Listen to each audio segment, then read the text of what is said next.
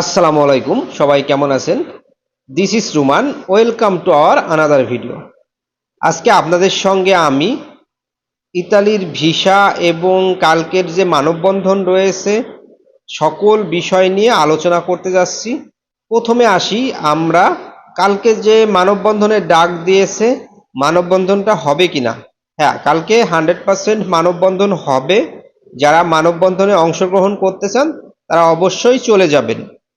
আর যারা মানববন্ধনে অংশগ্রহণ করতে না চান তাদের যেতে হবে না। এবং কালকে ভিএফএস গ্লোবাল বন্ধ ঘোষণা করেছে। মূলত ভিএফএস গ্লোবাল বন্ধ ঘোষণা করার কারণ হচ্ছে তারা সবসময় একটি ভয়ে থাকে, কারণ ভিএফএস গ্লোবালের ভিতর সব থেকে বেশি দুর্নীতি।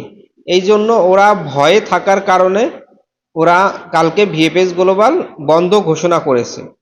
দেখুন, 26 তারিখে মানববন্ধন, এই মানববন্ধনটা যাতে না হয় সেই জন্য ওরা মানুষকে লোভ দেখিয়ে বৃহস্পতিবার প্রায় 300 থেকে 350 মানুষের পাসপোর্ট সাবমিটের SMS এসেছে এবং আজকে 300+ পাসপোর্ট সাবমিট হয়েছে এবং 100+ পাসপোর্ট ডেলিভারি হয়েছে ভিসা সহ।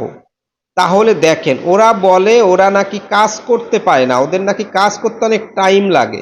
যখনই মানববন্ধনের ডাক দেওয়া হয় তার কিছুদিন আগে, 2-1 দিন বা 3 দিন আগে ওরা প্রচুর পরিমাণ পাসপোর্ট সাবমিট করে এবং ডেলিভারি দেয়। ওদের যদি এত সমস্যা হয় পাসপোর্ট সাবমিট করা বা ডেলিভারি দেওয়া, তাহলে ওরা মানববন্ধনের আগে কিভাবে এত আকারে পাসপোর্ট সাবমিট এবং ডেলিভারি করে? ওরা সকল সময়ই যদি পাসপোর্ট নিয়মিত এইভাবে সাবমিট এবং ডেলিভারি দেয় তাহলে মানুষের ভুক্তভোগী হয়ে থাকতেও হয় না, মানববন্ধনেরও ডাক দিতে হয় না। মূলত ভিএফএস গ্লোবাল দুর্নীতি করে সাধারণ মানুষের ফাইলগুলা ওরা আটকে রাখে। আজকে যে পরিমাণ পাসপোর্ট সাবমিট হয়েছে বা ভিসা হয়েছে, এরকম হলে কয় দিন লাগে মানুষের পাসপোর্ট জমা দিতে বা এই ভুক্তভোগীদের সমাধান করতে? অল্প কিছুদিনের ভিতরেই সব সমস্যা সমাধান হয়ে যায়। কিন্তু এই ভিএফএস গ্লোবাল সেটা করবে না। ওরা চিন্তা করবে কখন ওদের কাছে মানুষ টাকা নিয়ে যাবে এবং সেই টাকার বিনিময়ে কাজ করবে। ভিএফএস গ্লোবাল মূলত নিজে হাতে ওরা টাকা নিয়ে ওইভাবে কাজ করে না, ওদের কিছু এজেন্সিদের সঙ্গে চুক্তি থাকে। এই জন্য ভিএফএস গ্লোবালের একটি লোভ হয়ে গেছে যে আমরা ফাইলগুলো আটকে রাখলে সে আমাদের কাছে আসবে এবং টাকার মাধ্যমে তাদের পাসপোর্টগুলা বা তাদের ফাইলগুলো ডেলিভারি দিব। এই জন্যই ভিএফএস গ্লোবাল এত দুর্নীতি করে।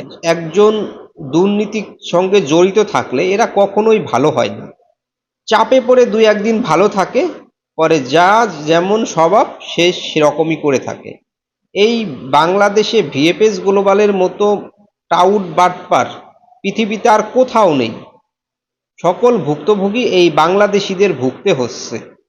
কালকে মানববন্ধনের ডাক দিয়েছে, ভিএফএস গ্লোবাল বন্ধ ঘোষণা করেছে। কেন বন্ধ ঘোষণা করবে? ওদের যদি কোনো দুর্নীতি না থাকে তাহলে তো ওদের বন্ধ ঘোষণা করার কথা না, তাহলে ওরা কেন বন্ধ ঘোষণা করবে? বুঝতে পারছেন তাহলে কোথায় দুর্নীতি হয়ে থাকে? আমি সবসময় ভিএফএস গ্লোবালের বিরুদ্ধে কথা বলে থাকি এই জন্য, কারণ সকল দুর্নীতি ওদের হাত দিয়েই হয়ে থাকে। কালকের মানববন্ধন সফল হোক এবং এই মানববন্ধনের মাধ্যমে যে ভুক্তভোগীগুলো আছে সবারই জন্য একটি কিছু হয়, না হয় ভিসা হবে, না হয় রিজেক্ট হবে, কিন্তু এই যে ফাইলগুলো জমা আছে এইগুলার একটি সমাধান হোক, এটাই আমরা আশা করি। আর যারা যারা কালকে মানববন্ধনে আসবেন কমেন্ট বক্সে জানাবেন, আর যারা মানববন্ধনের বিরোধিতা করে থাকেন তারাও কমেন্ট বক্সে জানাবেন। আজকের মতো এই পর্যন্ত, ভালো থাকবেন, আল্লাহ হাফেজ।